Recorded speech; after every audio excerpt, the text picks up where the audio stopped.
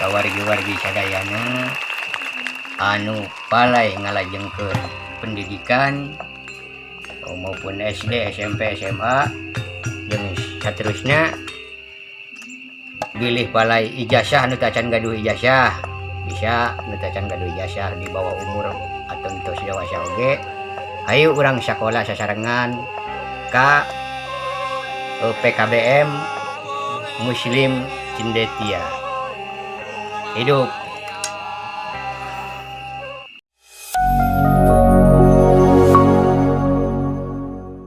Oke, assalamualaikum warahmatullahi wabarakatuh. Waalaikumsalam warahmatullahi wabarakatuh. Oke, selamat siang sahabat Mastik TV dimanapun Anda berada. Jumpa lagi di acara ngopi ya, ngobrol pintar.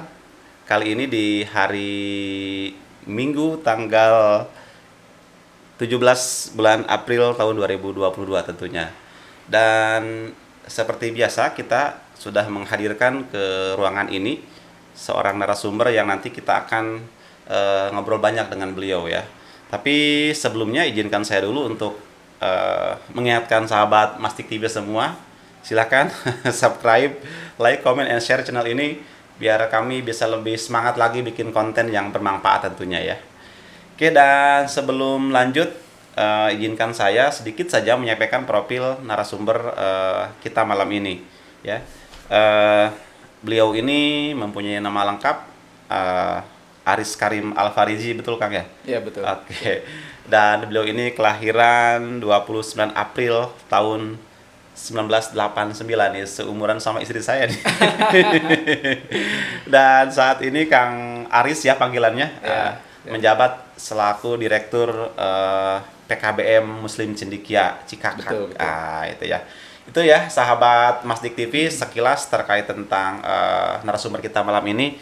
Dan biar tidak terlalu berlama-lama, kita langsung saja akan ngobrol banyak dengan beliau. Dan sebelumnya kita sapa dulu. Selamat siang Kang Aris. Selamat siang, Selamat Pak siang. Andi. Sehat ya? Alhamdulillah. Oke Kang Aris, ini PKBM ya, meskipun mungkin buat Kang Aris bukan hal yang baru ya. Betul. Tapi saya pribadi dan mungkin masyarakat kebanyakan agak asing sebenarnya apa itu PKBM. Ya. Ya.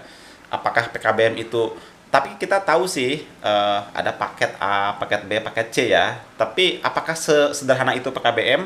Tidak tentunya ya. Ya. Oke, kalau menurut pemahaman Kang Aris sendiri, PKBM itu seperti apa sih sebenarnya? Ya. PKBM ini sebetulnya adalah sama-sama pendidikan gitu kan, yang di bawah naungan Sisdiknas nomor 20 tahun 2003. Pendidikan itu ada 3 kan gitu. 3 jalur. Satu jalur formal. Tentunya kalau jalur formal itu ya seperti SDMI, SMP MTS, SMA SMK MA kan gitu. Nah, yang kedua dalam Sisdiknas itu disebutkan jalur non formal. Nah, jalur non formal di sini seperti LKP, Lembaga Kursus Pelatihan, kemudian PKBM, Pusat Kegiatan Belajar Masyarakat, dan SKB, Sanggar Kegiatan Belajar. Nah, jalur yang ketiga informal, seperti kegiatan-kegiatan pembelajaran lainnya, privat dan sebagainya. Seperti itu. Jadi sebetulnya PKBM ini hadir di tengah-tengah masyarakat yang memang dilahirkan oleh masyarakat itu sendiri. Masyarakat itu sendiri. Betul. Iya. Karena memang disesuaikan dengan kebutuhan. Kebutuhan ya. Kebutuhan, Iya. seperti itu. Apakah ini munculnya PKBM karena memang merupakan bentuk antisipasi pemerintah atas kelemahan di dunia pendidikan formal mungkin sehingga hadir PKBM? Sebetulnya bukan kelemahan juga sih. Mungkin di dalam undang-undang sebagai pelengkap mungkin. Pelengkap ya, pelengkap ya. Di undang-undang gitu. Cuma hari ini berbicara PKBM sudah menjadi satuan pendidikan. Sebenarnya seperti itu. Sehingga ijazahnya itu setara gitu. Paket A setara dengan SD, paket B setara dengan SMP, paket C setara dengan SMA. Mereka para lulusan PKBM itu memiliki hak yang sama. Gitu. Hak dalam belajar, hak dalam mendapatkan beasiswa atau program Indonesia Pintar, itu pun sama, mempunyai hak yang sama. Kemudian juga setelah nanti lulus paket B bisa melanjutkan ke formal. baik ke SMA, SMK atau MA. Atau lagi mungkin lulusan paket C bisa juga melanjutkan pendidikan ke jenjang lebih tinggi. Seperti STIE atau Iya. universitas negeri lainnya di Indonesia seperti itu. Kalau dunia kerja tidak ada diskriminasi, sama saja? Sama saja dunia kerja juga.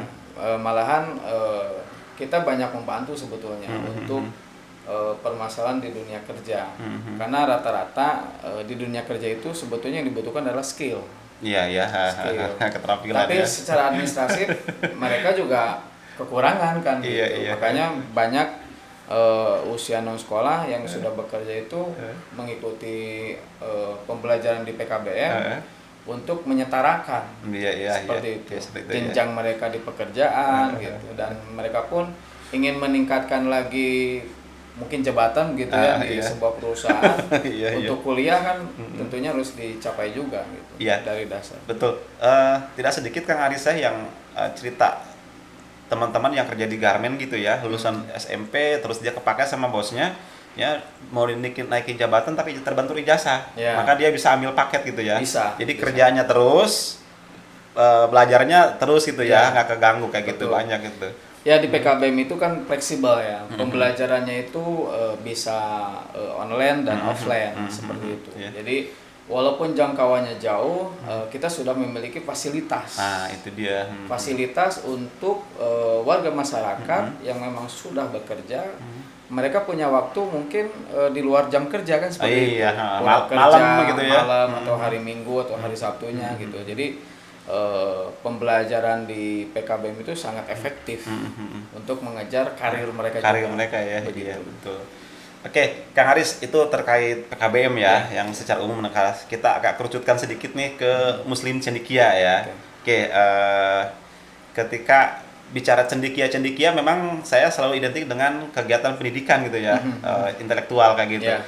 Nah kalau di Kang Haris sendiri di Muslim Cendekia ini sebenarnya sudah sejak kapan, terus prosesnya seperti apa gitu, biar minimal nanti sahabat Mastik TV tahu, oh ternyata sudah lama juga gitu ya Muslim Cendekia itu seperti apa Kang Haris?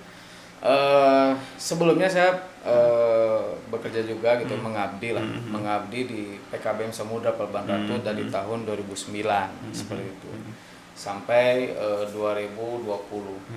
Ya perkiraan 9 tahun mungkin ya, 10 tahun. Ya, 10 tahun lah ya. 10-11 tahun lah gitu. Jadi cukup mengakar lah masalah PKBM. Iya. Cukup lama mendalami, menyelami lah seperti itu, suka duka dan lain sebagainya gitu kan.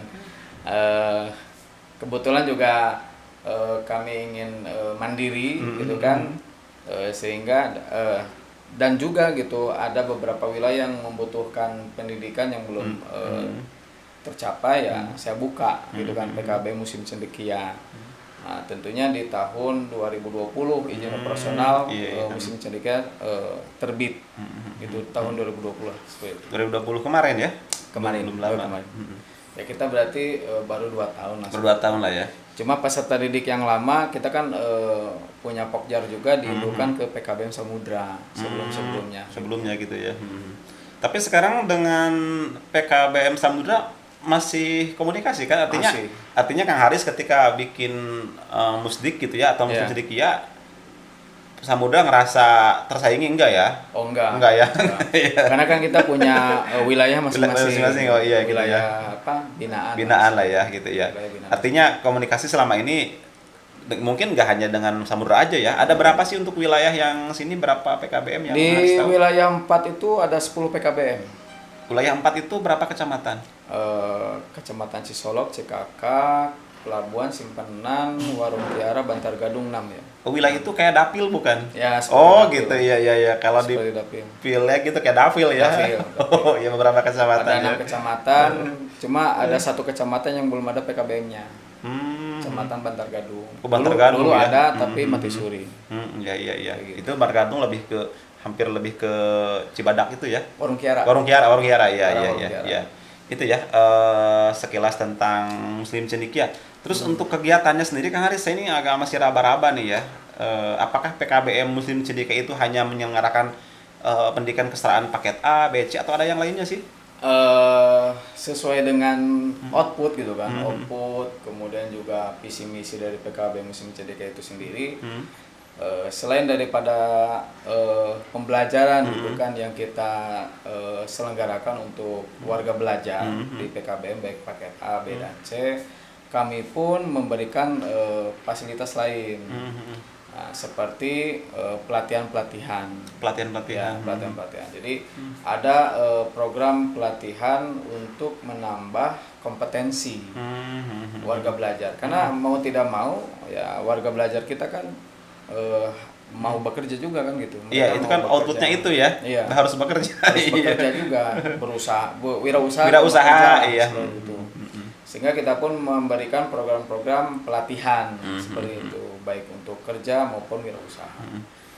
Yang sudah jalan selama ini, selama masa apa saja Kang Aris? Tahun 2020 kita sudah melaksanakan kegiatan PKK sih, pendidikan kecakapan kerja. Kecakapan kerja ya. Di bidang menjahit. Oh iya iya. Nah, jadi warga masyarakat gitu kan atau warga belajar itu ikut serta dalam kegiatan pelatihan tersebut. Kita latih kurang lebih 200 jam pelajaran. Kita latih mereka dari mulai unskill to skill. Artinya mereka yang memang tidak memiliki keterampilan sama sekali gitu kan, sehingga terampil dan kompeten di bidang menjahit. Nah, tahun 2020 itu kita melaksanakan hampir 50 peserta. 50 peserta. 50 peserta didik. Gitu. Untuk outputnya sendiri sejauh ini? Alhamdulillah, karena dari program tersebut setelah dilatih itu kita salurkan ke garmen. Ada MOU. Ada MOU ya antara PKBM dengan perusahaan. Sehingga semua lulusan itu bisa diserap di dunia kerja. Sebenarnya saya kalau main ke daerah Sukabumi kan suka itu tuh ya garmen buka lowongan ya, dibutuhkan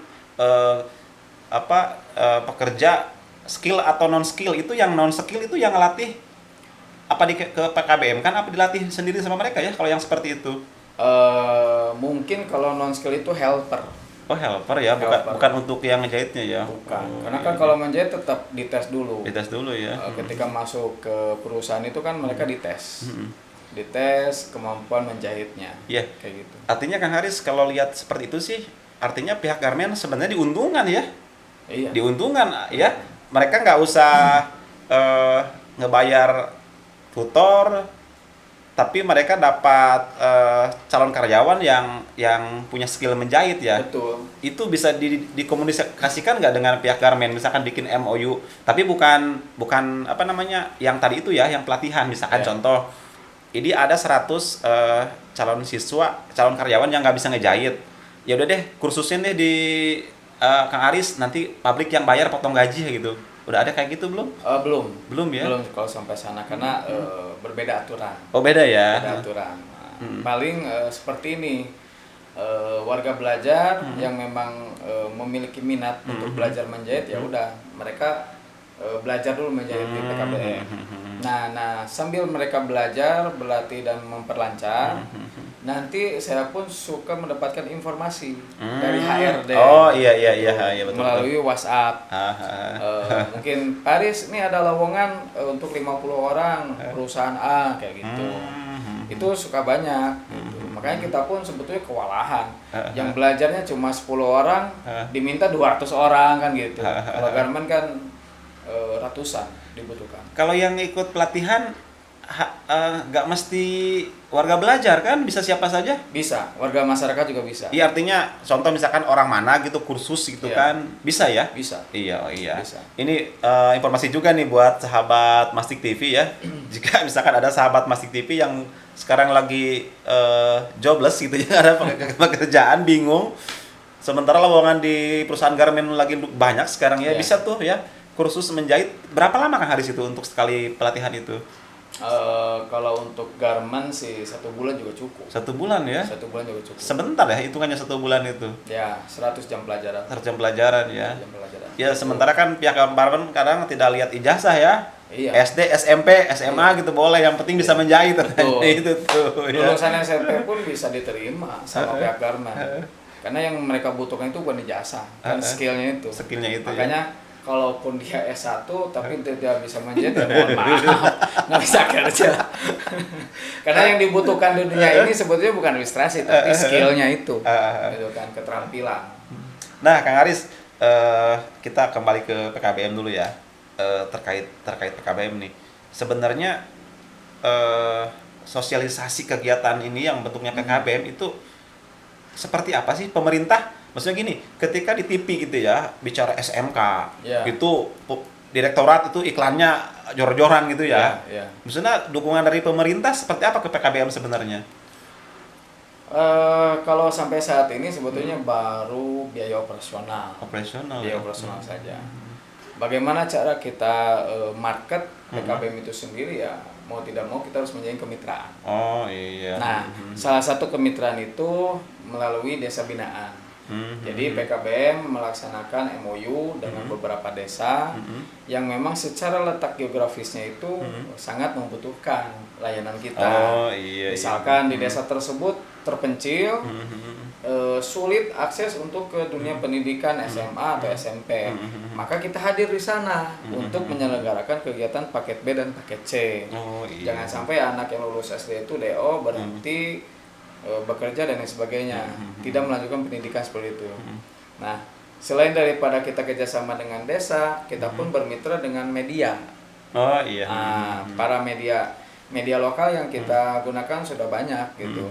Jadi setiap kegiatan kita dipublish oleh mereka. Dipublikasikan gitu ya. Dipublikasikan. Termasuk juga daripada alumni. Saya mau memakan alumni. Alumni itu lebih efektif. Gitu, karena mereka itu sudah merasakan. Kemudian juga efektifnya itu ya tidak memerlukan biaya operasional juga kan gitu. Artinya juga gratisan gitu. ya balas jasa lah ke PKBM gitu kan, kenapa tidak gitu. Saya sampaikan ke alumni itu, tolong sampaikan kepada masyarakat, saudara, bibi, paman atau orang tua lainnya gitu kan, jika memiliki gitu kan saudara atau tetangga yang putus sekolah atau tidak melanjutkan pendidikan, segera daftarkan ke PKBM. Gitu. Dan itu masih efektif. Mungkin pemerintah juga ngebaca apa situasi penyebaran pendidikan di Indonesia ya yang belum merata. Artinya pemerintah tahu bahwa pemerintah belum bisa memfasilitasi semua warganya untuk pendidikan formal, maka dihadirkanlah PKBM gitu ya. Jadi kalau kita sederhanakan, dipikir-pikir PKBM pahlawan ya, bener tuh sih Kang Aris? Iya. Kenapa tidak gitu kan? Ya, benar tuh. PKBM itu ya heros sebetulnya. Kenapa? Ya satu, banyak lulusan PKBM itu yang sukses. Ada yang menjadi dewan juga gitu kan, ada yang menjadi kepala desa. Kepala desa yang banyak mah ya. Yang paling banyak kepala desa sebetulnya. Ya tadi calon kepala desa itu kan mereka tidak mimpi sebetulnya kan mau jadi kades. Tapi karena memang sama masyarakat dipercaya, tapi dia hanya sekedar lulusan SMP, sekarang kan paket C gitu, atau SMA, setelah SMA. Mereka tidak malu, bahkan termotivasi gitu, sehingga mengikuti kegiatan pembelajaran di PKBM untuk bisa membantu kedepannya masyarakat, gitu kan, melayani masyarakat, gitu. Seperti itu sih motivasi. Terus Kang Aris nih, saya ketika bicara bentuknya kegiatan formal dan informal itu biasanya suka ada semacam sesuatu hal yang sangat berkesan. Saya kerucutan lagi, ibaratnya ada nggak sih Kang Haris pengalaman yang menurut Kang Haris unik, menarik, berkesan terkait terkait warga belajar? Anggaplah success story lah. Oh, anak saya dulu pernah gini ceritanya, terus sekarang gini bikin saya apa gitu. Ada nggak Kang Haris warga belajar PKBM ini? Ada sih. Saya punya warga belajar karena memang faktor ekonomi ya. Faktor ekonomi, keluarga kurang mampu. Dia ikut belajar di paket C, kemudian juga ikut keterampilan menjahit. Karena memang ulet gitu kan, ulet, kemudian optimis, dia pun konsultasi kan dengan PKBM atau saya itu Pak pengen merubah nasib nih, gitu kan bahasa. Iya. Ya, pasti kayak gitu lah, merubah Iya, nasib. merubah gitu nasib kan lah ya, bahasa. kurang. Pengen kerja Pak. Oke, kamu kalau pengen kerja ya pendidikan kamu harus diselesaikan dulu kan gitu. Maka dia mengikuti paket C. Kemudian juga keterampilan menjahit. Setelah itu ya saya salurkan ke dunia industri untuk bekerja. Salary untuk Kabupaten Sukabumi ini kan 3 juta sekian.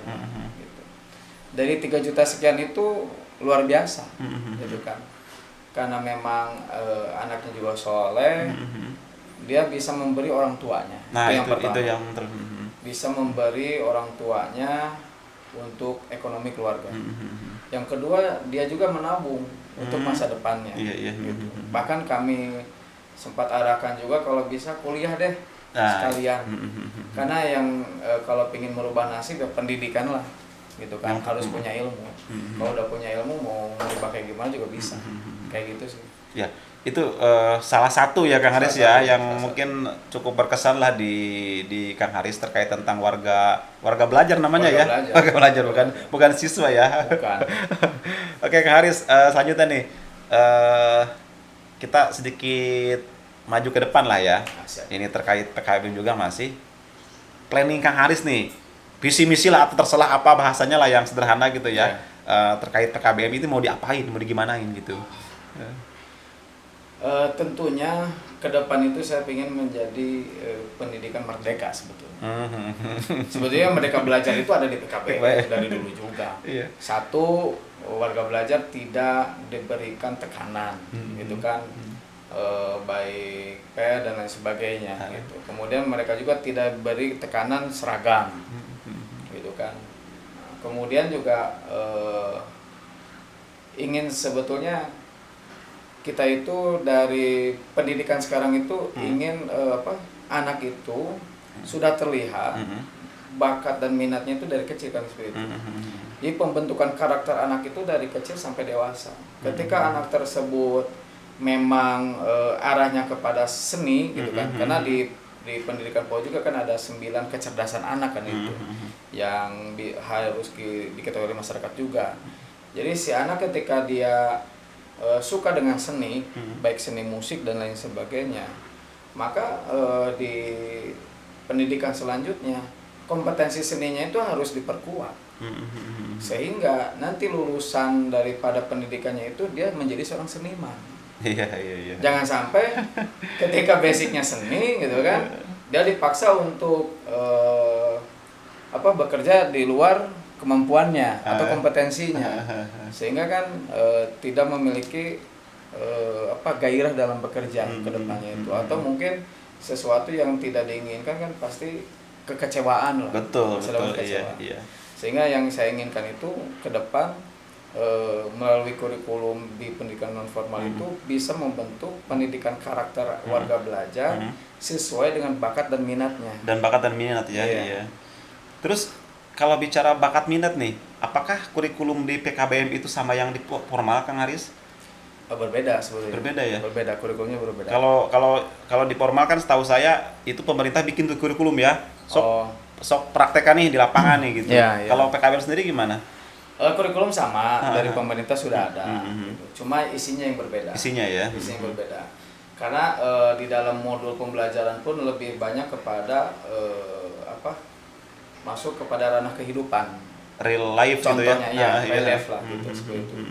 Karena yang dihadapi warga belajar juga real life gitu kan, kehidupan nyata mereka gitu. Bukan Karena teori. warga belajar di saya itu ada yang sudah menikah gitu kan, ada yang punya anak, ada yang masih bujang juga, ada yang punya cucu juga. Iya. Dan ini yang disebut dengan konsep pembelajaran sepanjang hayat ya. Betul. Atau iya Long Kang life Haris? education. Iya. Gitu. Ya, semoga anak ada keranda, ada kuda, belajar aja gitu ya. Kalau di formal kan nggak bisa. Iyalah, terbatas. Bisa. Mana mungkin. Iya. Udah menikah masa belajar lagi. Iya. Sementara kan fakta-fakta yang seperti ini tidak sedikit ya di masyarakat Kang Haris ya. Iya, ada yang menikah muda karena faktor ekonomi dan sebagai macam dan sebagai lainnya gitu ya. Iya. Dan PKBM itu adalah solusi buat mereka agar karir mereka yang tertunda bisa dirajut kembali kayak gitu. Cuman ini memang kalau lihat konsep seperti ini ya, ini butuh publikasi besar-besaran nih ya. Minimal bentuk edukasi ke masyarakat lah Kang Haris ya. Ya. Jangan sampai merasa bahwa masyarakat itu dalam tanda kutip memaksakan diri gitu ya. Misalkan dengan jarak yang sangat jauh harus datang ke pusat kota sampai ngejual sawah, ngejual kebun hayang sakola. Ya benar Kang Haris kan, Iya. itu iya sekolahnya lulus kayak orang kaya pakaian beak gitu kan. Iya kan. Tapi dengan hadirnya PKBM itu bisa disiasati. Betul. Iya kan, kalau misalkan ini sama kan punya pemerintah juga kan, PKBM Betul. juga bukan bikinan masyarakat biasa kayak gitu ya. Ya status pengakuannya sama. Sama ya. Seperti itu. Cuma mungkin yang berbedaannya itu adalah sistem pembelajarannya. Sistem Ya, pembelajarannya, berbeda. ya. Kita kan cuma 3 hari. Hmm. Sisanya itu ya untuk meningkatkan kompetensi mereka. Bahkan kami sudah memiliki perencanaan atau program kerja di PKBM itu untuk memanfaatkan potensi lokal. Kayak gitu. Kan hari ini ya berpikiran anak itu kalau sekolah dia bekerja, gitu kan. Belum tentu dapat pekerjaan. Jadi ya, yang lain juga pada nganggur kan gitu bahasanya. Orientasinya kenapa harus bekerja, gitu kan. Terus harus dirubah mindsetnya itu, orientasinya pemanfaatan potensi lokal. Seperti itu. Apa yang ada di sekitar kita dimanfaatkan untuk menjadi peluang usaha. Itu sebetulnya yang sedang direncanakan oleh PKBM. Sehingga kita itu tidak harus jauh-jauh bekerja keluar. Iya. Ketika memiliki potensi di dalam kampung, kenapa tidak kita berdayakan dan itu menjadi inkubator bisnis atau ekonomi buat keluarganya juga, kayak gitu. Oke, Kang Aris, contoh yang ada yang sudah jalan, misalkan kita kan ini dekat ke daerah Kasepuhan ya, pegunungan ya, yang akses ke pendidikan sangat jauh. Sudah terselenggara kegiatan itu yang lebih ini? Sudah ada. Kami sedang merencanakan itu adalah pemberdayaan gula semut. Iya, gula semut. Gula semut ini sebetulnya kan kebutuhan juga dalam rumah tangga gitu kan. Mau bikin sayur, kue dan lain sebagainya gitu kan. Membutuhkan gula atau gula merah lah. Gula aren yang memang dari pohon aren. Nah, di Kecamatan Cikakak itu Desa Sinarasa memang daerah di Pegunungan Halimun. Kaki Gunung Halimun ya. Potensi lokalnya gitu kan, selain daripada padi gitu, ada juga pohon aren. Gitu. Nah, pohon aren ini oleh masyarakat itu kan dibuat gula. Ada gula yang bentuk gelondongan, ada juga gula semut. Nah, sebetulnya ada nilai jual yang lebih tinggi yaitu gula semut. Karena gula semut ini juga bisa diekspor ke luar negeri. Nah, yang saya ingin tekankan di sini adalah warga belajar itu kan belajar cuma 3 hari. Sisanya mereka bisa berwirausaha. Oh iya. Apa wirausahanya ya tadi? Pembuatan gula. Bisnis lah biar keren gitu ya, bisnis gitu lah. Biar bisa bantu keluarga daripada harus kerja jauh-jauh kan gitu.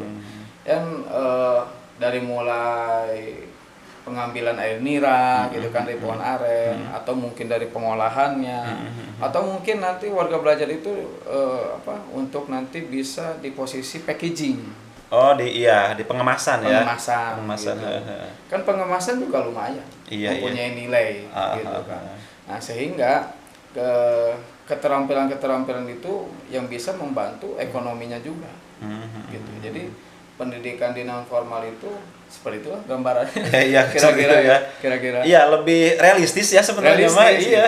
Sehingga kita pun tidak harus menoto gitu kan. Mindset mereka itu gak usah lah kerja ke kota dan sebagainya. Di kampung juga masih ada kata saya. Apalagi ini kan alam. Alam ketika kita jaga, alam juga memberikan kekayaan kepada kita. Iya. Kayak gitu. Iya. Apalagi sekarang kan udah zamannya online Kang Aris ya. Betul. Artinya semua produk bisa dipasarkan secara online. Betul. Kan. Kalau misalkan tadi kita bicara gula semut, packaging atau pengemasan, yang lain juga bisa kan dikemas? Bisa. Iya.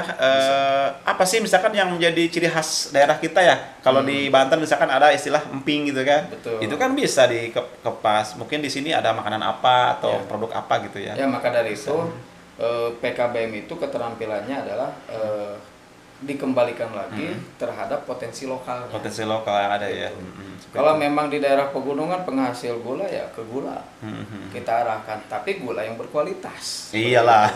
Kalau misalkan kita punya pokjar di pesisir pantai, berarti kan seputar pantai. Iya, Yang ikan. baik ikannya, pengolahan ikan, Pengolahan kan ikan, jadi iya. abon, jadi asin dan lain sebagainya. Nah, hal-hal seperti itu yang dibangun di PKBM. Sehingga mereka itu tidak perlu lagi memikirkan untuk biaya pendidikan. Tapi mereka surplus sebetulnya. Iya. Gawe eker sama eker gitu ya. Jadi punya jajan buat pribadi Iya, lah. iya, minimal iya, seperti iya, itu. iya. Nggak usah lagi menyusahkan orang tua. Kayak gitu. Tidak terikat ruang dan waktu lah ya. Betul. Jadi Nyaman loh. saya garis bawahi tadi yang Kang Haris sampaikan, tiga hari kegiatan pembelajaran, 3 hari Peningkatan kompetensi ya. melalui wirausaha. Oke, gini Kang Haris, saya sedikit curhat ya. Kalau lihat fenomena zaman sekarang ya, apalagi setelah pandemi ini, yang saya lihat di medsos itu banyak cerita-cerita siswa yang sudah mulai malas belajar, malas tatap muka ya. Itu yang 3 hari itu di PKBM benar tatap muka atau emang ada konsep seperti apa? Sistem pembelajaran di PKBM itu kan ada 3, 1 tatap muka, 2 tutorial, 3 mandiri, kayak gitu. Iya, iya. Ketika tatap muka berarti kan harus ada pembelajaran secara langsung. Tutorial berarti kan penugasan. Di dalam kelas tutor memberikan penugasan. Mandiri berarti anak belajar sendiri, kayak gitu. Di rumah masing-masing gitu ya. Kemudian sistem yang kita sediakan itu tadi ada yang online juga melalui aplikasi setara daring. Lebih merdeka lagi dong kalau begitu. Difasilitasi oleh kementerian juga, kayak iya, gitu. iya. Ya tadi untuk menjangkau warga belajar yang jauh. Gitu kan kita membuka pendaftaran itu mau luar daerah juga bisa. Bisa ya. Bisa. Karena sistem gitu kan. Ya seperti universitas terbuka lah gitu ya. Gitu kan kampusnya di sana orang belajarnya di laptop. Iya, di laptop. Kita ya. pun sama, bisa di laptop, bisa di handphone. Iya, Pembelajarannya sama aja ya. Sama aja gitu. Yang penting mereka sama-sama belajar. Iya. Gitu. Apalagi yang dikembangkan itu kita insya Allah untuk pembuatan video pembelajaran untuk mempermudah. Itu malah lebih merdeka lagi yang harus. Ya mau tidak mau lah kalau generasi Z sekarang itu kan harus audio visual. Iya nggak sih. bisa audio. Harus ada visualnya. Karena mereka itu memang terlahir generasi Z yang audio visual. Anak yang 4 atau 2-3 tahun juga sudah mengerti tentang handphone. Iya, Kan iya, seperti iya. itu. Mau tidak mau, walaupun tidak diajarkan oleh orang tuanya, tapi mereka lebih paham gitu kan dibandingkan orang tuanya. Seperti itu. Iya, benar-benar. Jadi mau tidak mau ya apa yang disampaikan oleh pemerintah pusat dengan 4.0 itu. Iya. Mau tidak mau PKBM pun harus berafiliasi menuju 4.0.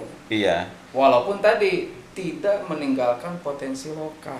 4.0-nya untuk marketing. Marketing ya. Itu kan baik Shopee dan lain sebagainya. Artinya kemudian dari PKBM Muslim Cendekia sendiri yang para tutornya udah siap ya dengan konsep yang tadi ada media pembelajaran berbasis video kayak gitu. Iya. Udah siap ya berarti. Insyaallah. Iya. Dan ini sepertinya suatu yang luar biasa karena gini, kalau di pendidikan formal namanya video pembelajaran itu mesti aneh Kang Aris. Banyak di YouTube yang gratisan atau yang berbayar ya. Tapi kalau video pembelajaran yang PKBM kayaknya belum pernah saya lihat itu.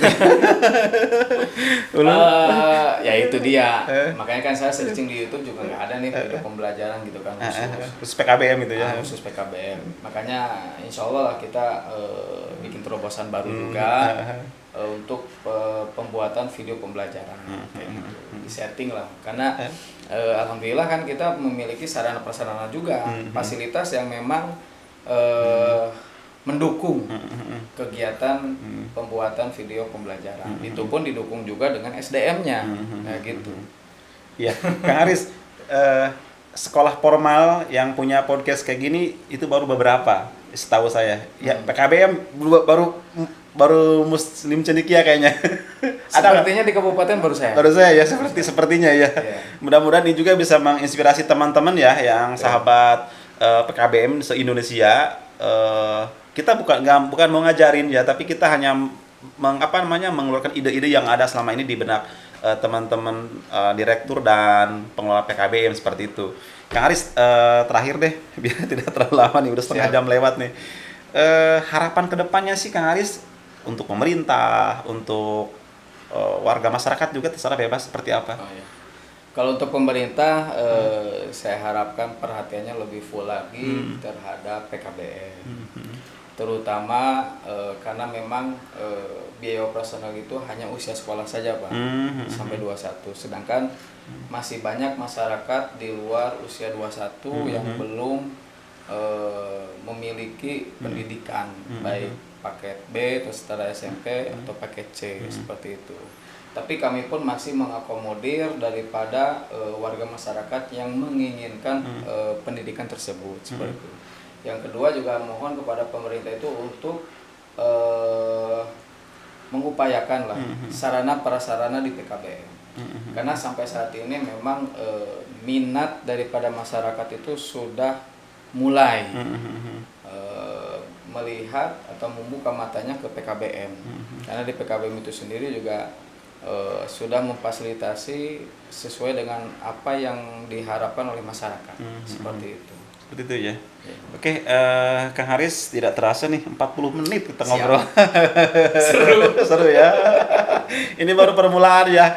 Dan nanti juga saya ingatkan untuk sahabat Masdik TV, kita juga di channel ini ya, di Masdik TV itu tentunya kedepannya akan menghadirkan berbagai narasumber ya dari berbagai pihak tentunya yang kompeten agar bisa memberikan banyak pengetahuan dan wawasan lah kepada sahabat semua. Dan tentunya biar tidak ketinggalan informasi, silahkan di subscribe channel ini ya, like, comment, and share. Atau misalkan jika sahabat Masdik TV punya ide atau gagasan terkait PKBM, boleh tulis di komen saran atau masukannya gitu Kang Aris ya. Siap, siap.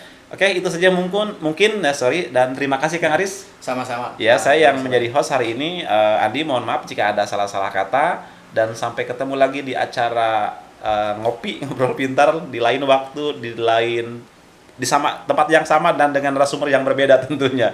Wassalamualaikum warahmatullahi wabarakatuh. Waalaikumsalam warahmatullahi wabarakatuh.